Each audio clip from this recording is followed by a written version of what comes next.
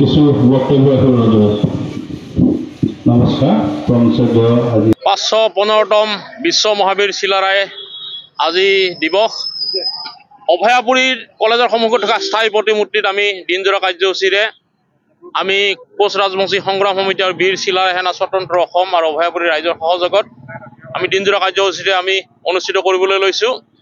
আজিৰ এই পবিত্ৰখনত আমি এটা কথাই ক'ব বিচাৰিছোঁ, কোচ ৰাজবংশীৰ যি দীৰ্ঘদিনীয়া সমস্যা, এই সমস্যা অসমৰ জনপ্ৰিয় মুখ্যমন্ত্ৰী হেমন্ত বিশ্ব শৰ্মা ডাঙৰীয়াই যাতে এই বছৰৰ ভিতৰতে সমাধান কৰে।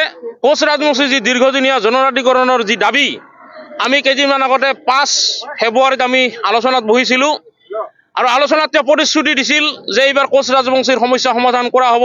আজি এই পবিত্ৰ দিনটোত চিলাৰায় প্ৰতিমূৰ্তিৰ সন্মুখত আমি হাতে হাত ধৰি আমি ক'ব বিচাৰিছোঁ আৰু আমি আশা ৰাখিছোঁ অসম চৰকাৰে তথা বিজেপি চৰকাৰে তথা অসমৰ মুখ্যমন্ত্ৰী হেমন্ত বিশ্ব শৰ্মা ডাঙৰীয়াই যাতে কোচ ৰাজবংশীৰ যি দীৰ্ঘদিনীয়া সমস্যা, এই সমস্যা যাতে এইবাৰ সমাধান কৰে।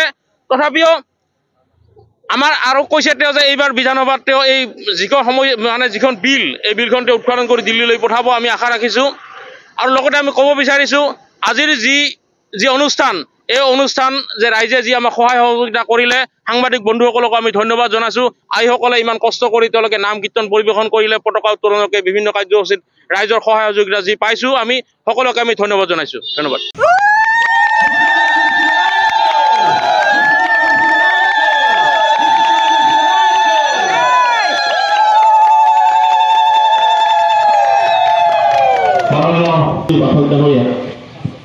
কিছু বক্তব্য এখন নমস্কাৰ 515তম বিশ্ব মহাবীৰ চিলাৰায় আজি দিৱস অভয়াপুৰীৰ কলেজৰ সন্মুখত থকা স্থায়ী প্ৰতিমূৰ্তিত আমি দিনজোৰা কাৰ্যসূচীৰে আমি কোচ ৰাজবংশী সংগ্ৰাম সমিতি আৰু বীৰ চিলাৰায় সেনা স্বতন্ত্ৰ অসম আৰু অভয়াপুৰীৰ ৰাইজৰ সহযোগত আমি দিনজোৰা কাৰ্যসূচীৰে আমি অনুষ্ঠিত কৰিবলৈ লৈছোঁ।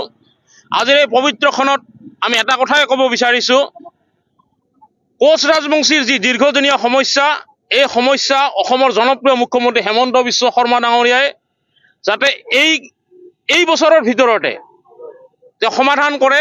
কোচ ৰাজবংশীৰ যি দীৰ্ঘদিনীয়া জনজাতিকৰণৰ যি দাবী, আমি কেইদিনমান আগতে 5 ফেব্ৰুৱাৰীত আমি আলোচনাত বহিছিলোঁ আৰু আলোচনাত তেওঁ প্ৰতিশ্ৰুতি দিছিল যে এইবাৰ কোচ ৰাজবংশীৰ সমস্যা সমাধান কৰা হ'ব।